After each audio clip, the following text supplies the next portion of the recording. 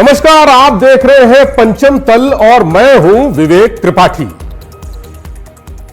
पंचम तल में यूपी की ब्यूरोक्रेसी पर खुलकर बात करेंगे। किस अधिकारी के कहां पर चर्चे हैं और अफसरशाही में अंदर खाने क्या कुछ चल रहा है, उस पर भी विस्तार से चर्चा होगी। सरकार में कौन से बड़े फैसले हुए और उनका क्या असर होगा, आने वाले समय में क्या कुछ बड़ा होने वाला है, इसकी जमीनी स्तर पर पड़ताल होगी। तो चलिए देखते हैं क्या कुछ खास है आज के पंचम तल में।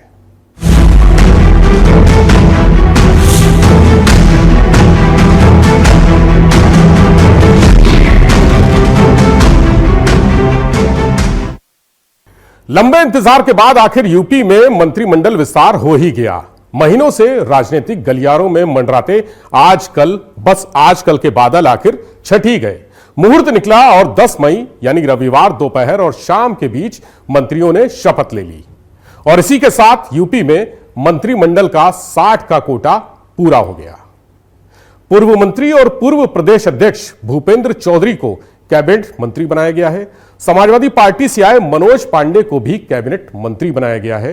राज्य मंत्री सोमेंद्र तोमर और अजीत पाल सिंह का प्रमोशन करते हुए उन्हें स्वतंत्र प्रभार का दर्जा दिया गया है। 4 नए राज्य मंत्री भी बनाए गए हैं।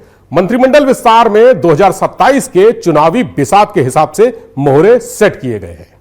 हालांकि मंत्री बनने वालों के चेहरों पर वो चमक, वो खुशी, वो उत्साह, वो उमंग, वो तरंग नहीं दिख रही जो होनी चाहिए। अब आप पूछेंगे आखिर क्यों, ऐसा क्या हुआ?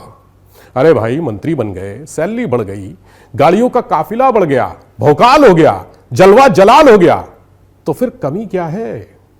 दरअसल नए नवेले माननीयों को अभी विभाग नहीं मिले हैं। रविवार को शपथ ली, सोमवार हो गया, मंगलवार आया, भंडारे चख लिए, बुधवार बीत गया, बृहस्पतिवार शुक्रवार किसी तरह कटा। अब शनिवार है और सबका धैर्य जवाब देने लगा है। माननीयों को चिंता अपनी प्रोफाइल की नहीं है, उन्हें फिक्र इस बात की है कि रोज दिन भर जनता पूछती है क्या मिला। रात को घर जाते हैं तो पत्नी बच्चों का चेहरा देखने की हिम्मत नहीं होती, क्योंकि उनकी आंखों में भी यही सवाल होता है, क्या मिला। माननीय जी भी सुबह से शाम तक मोबाइल देखा करते हैं, बजा नहीं, जैसे ही घंटी बजती है सेकंड भर में फोन उठाते हैं। हाँ, बोल रहा हूं, मैं ही हूं। उधर से आवाज आती है, लखनऊ में अपने बजट में प्लॉट या जमीन खरीदें, गंगा एक्सप्रेस वे के बिल्कुल किनारे 5 एकड़ में फैली हुई टाउनशिप। और इसके बाद तो मंत्री जी को ऐसा गुस्सा आता है जैसे दूर कहीं किसी ग्रह में ज्वालामुखी फटा हो। खैर, मंत्रिमंडल विस्तार हो गया है तो विभाग भी बट ही जाएंगे। फिलहाल तो चर्चा इस बात की है कि कौन कौन से विभाग खाली हैं और नए नवेले मंत्रियों को कौन कौन से विभाग मिल सकते हैं।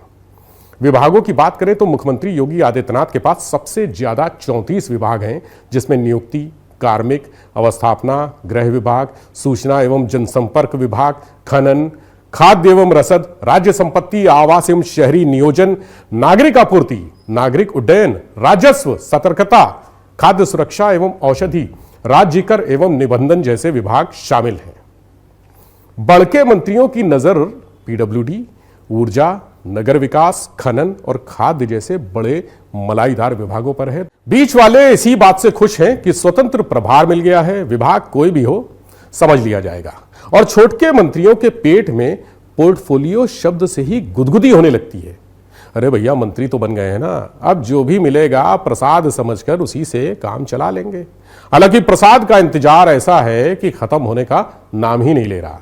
बीते 6 दिन में माननीयों का ब्लड प्रेशर हर घंटे ऊपर नीचे हो रहा है। शुगर कंट्रोल करने के लिए इंसुलिन पे इंसुलिन लेनी पड़ रही है। सबसे ज्यादा बेचैनी उन मंत्री को है जिनके लिए अगला चुनाव चुनौतियों से भरा है। समय कम है, भोकाल पूरा बनाना है, जनता को दिखाना भी है कि हम सिर्फ नाम के मंत्री नहीं हैं। तेल देखो, तेल की धार देखो, बड़े विभाग के मंत्री हैं, ऊपर तक सेटिंग है। योगी सरकार के दूसरे कार्यकाल का यह दूसरा मंत्रिमंडल विस्तार है। इसी कार्यकाल में भूपेंद्र चौधरी कैबिनेट मंत्री बने थे। उन्हें पंचायती राज जैसा बड़ा और महत्वपूर्ण विभाग मिला था। हालांकि 1 साल बाद ही भूपेंद्र चौधरी को प्रदेश अध्यक्ष बना दिया गया और उनका विभाग मुख्यमंत्री योगी आदित्यनाथ ने अपने पास रख लिया। वर्तमान में पंचायती राज विभाग पहले मंत्रिमंडल विस्तार में कैबिनेट मंत्री बनाए गए सुभाषपा के प्रमुख ओपी राजभर के पास है। इसी तरह पीडब्ल्यूडी का मंत्री जितिन प्रसाद को बनाया गया था, ब्राह्मण चेहरे हैं। लगभग 1 साल बाद ही वो प्रदेश की राजनीति छोड़कर केंद्र चले गए। ये विभाग भी मुख्यमंत्री के पास ही है। चर्चा है कि भूपेंद्र चौधरी या मनोज पांडे में से किसी को पीडब्ल्यूडी विभाग दिया जा सकता है। यह भी सुगबुगाहट है कि एके शर्मा, उनकी जिम्मेदारी थोड़ी कम की जा सकती है। ऊर्जा या नगर विकास में से कोई एक विभाग नए कैबिनेट मंत्रियों के हिस्से में आ सकता है।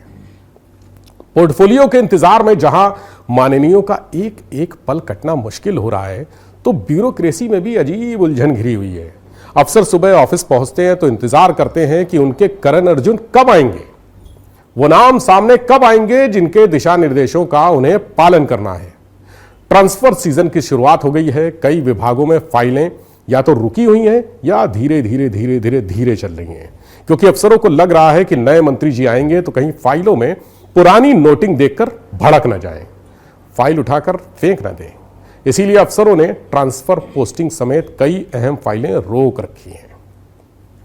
इसी बीच सीएम योगी का दिल्ली जाकर अमित शाह और नितिन नबीन से मिलना बांदा की तपती जमीन पर चेरापूंजी की बारिश जैसा सुखद एहसास दे गया।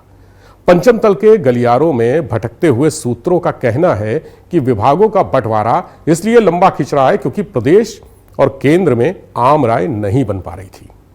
मुख्यमंत्री योगी आदित्यनाथ ने मंत्रियों के लिए जो विभाग तय किए थे उन पर केंद्रीय नेतृत्व मुतमईन नहीं था। महाराज जी विभागों के बंटवारे की चर्चा के लिए ही दिल्ली गए थे। फिलहाल मामला सुलझ गया है। 6 दिन को 6 सदियों की तरह काटने वाले माननीयों के फोन की घंटी जल्द बजेगी और फिर उनके घर पर भी ढोल नगाड़े गूंजेंगे।